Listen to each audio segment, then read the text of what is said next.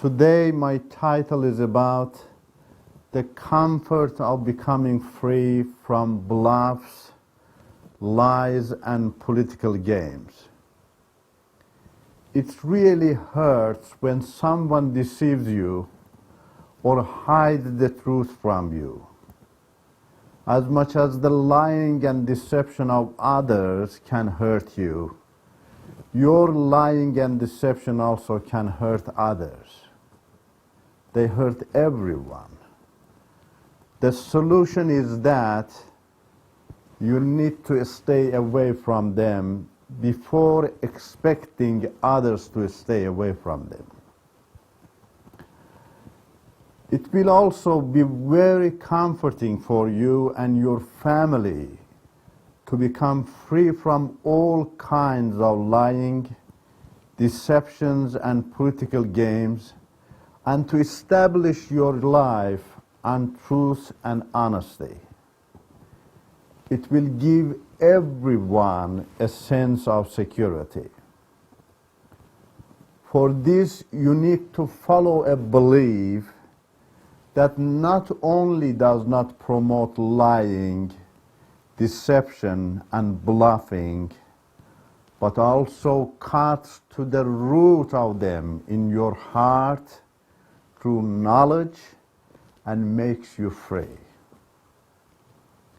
In my previous talk, I mentioned how pretending, lying, deceiving, and political games have their roots in Islam and how they have been costing Muslim nations a great deal since the rise of Islam. How can you protect yourself from such unethical things that are part of Islamic politics? You cannot, because Islam allows them to penetrate into every sphere of life. The Quran states that Allah is the best of deceivers. This gives way to Muslims to justify their own deception and lying and think that they are okay since Allah Himself uses them. Have you ever thought lying, deceiving, bluffing, or any other unethical game are roadblocks to peace and comfort everywhere and in your own family too? No matter whom you deceive, you will more likely cause that person to react with similar excuses or motives. Both of you will lose trust in one another. Of course, no trust means no peace nor comfort. That's why peace, comfort, and real love are lacking in many families because deception and lies have destroyed trust. Members of these families learn how to deceive and how to live with deception. Husbands and wives, parents and children have learned how and where to cleverly lie and deceive. Very sad, isn't it? I have never forgotten a comment from a professor of law in the university where I was studying for my bachelor's degree in my motherland. He was critical and saying, "I wonder why bribing is not legal since everybody practices it." He also said, "Why don't we reveal our most practiced daily ethic to others and tell them openly that not a single day in our life goes forward without lies and deception?" This is the reality in all Islamic countries. Life in all of them is affected by the Islamic unethical codes of conduct And many people do not mind using lies and deceptions in their relationships. As someone put it, we call each other brothers first and then deceive one another. I sincerely admire the courage of men and women who see the dark spots in their own society and culture, have the courage to reveal it, and cry out for a remedy to break these chains. Such people are more likely to leave Islam and find a better path for themselves. Wouldn't it be encouraging to become free from such an unpleasant life and walk in light like the light of a lamp on a hill that everybody can benefit from? Everybody. You, your family, and others.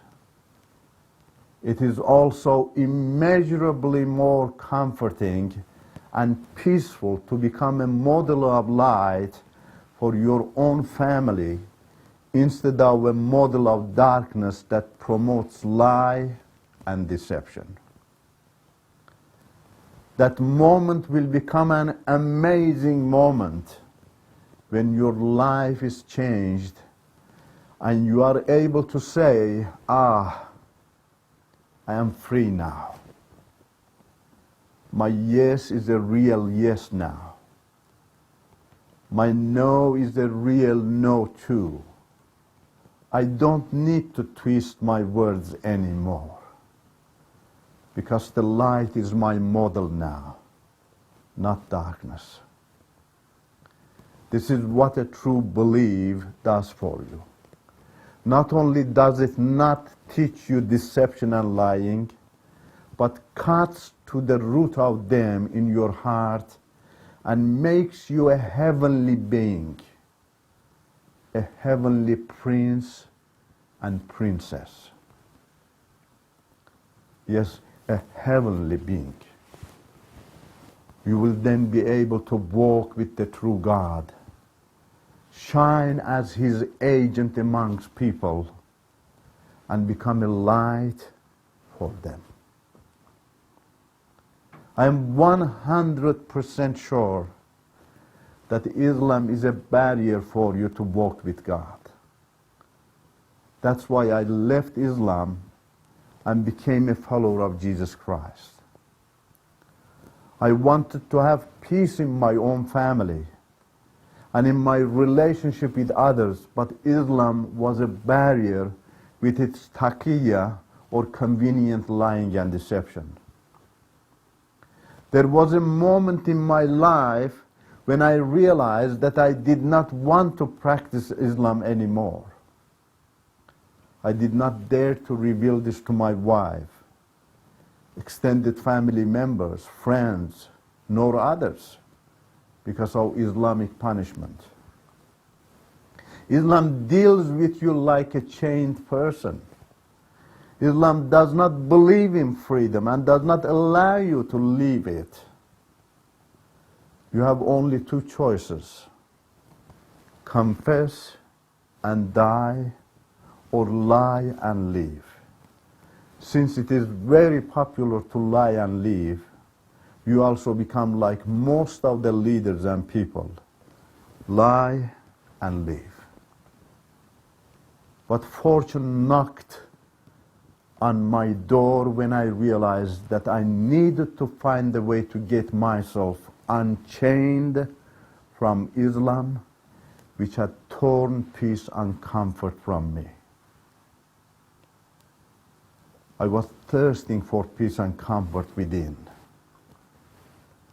So that thirst in me led me to overcome Islamic pressures in my heart in order to have peace and comfort.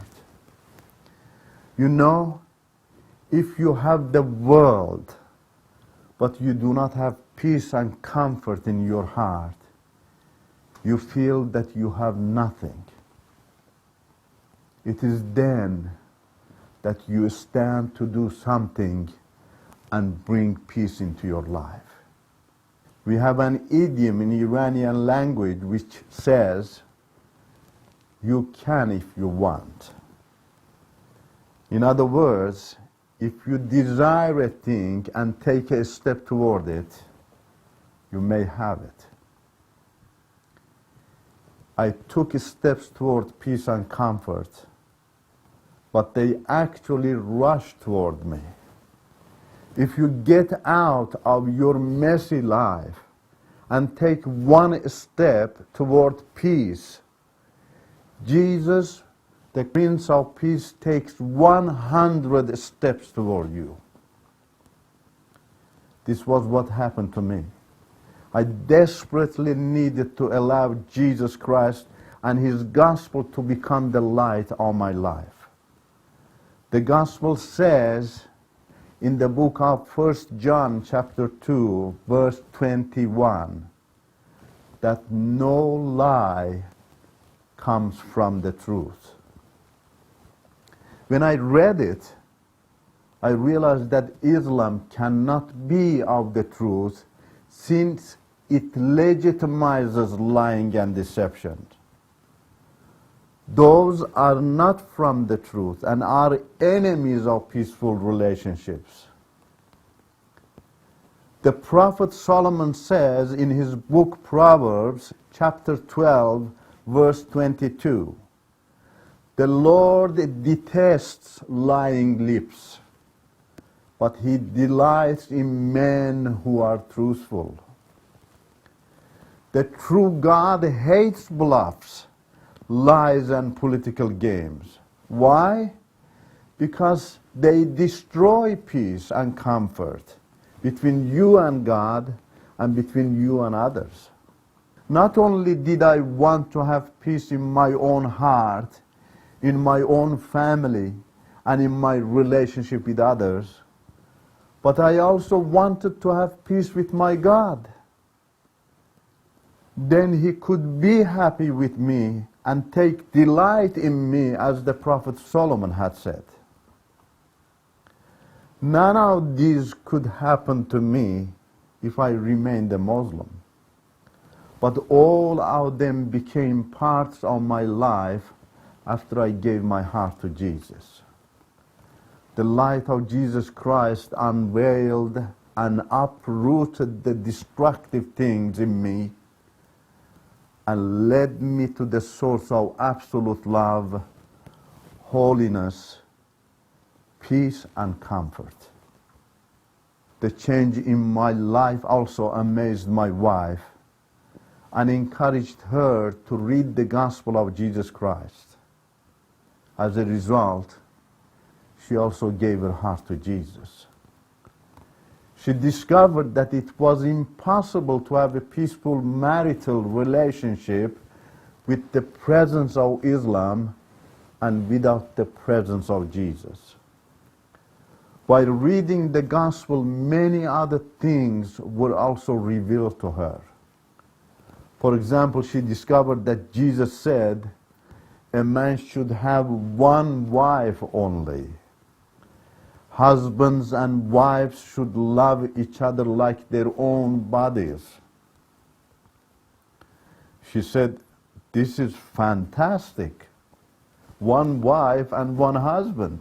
She loved it. Everything became clear to her. She realized that husbands and wives, governments and people can never have peace with each other if they follow a belief that promotes lies and deception. She left Islam and followed Jesus Christ. There is no doubt that you also have a desire for peace and comfort deep in your heart. If this is the case, you then need to allow that desire to turn into action, bring comfort into your life, and remove the agents of discomfort from your life. For this, You need to follow Jesus Christ. No other one can give you real peace and comfort.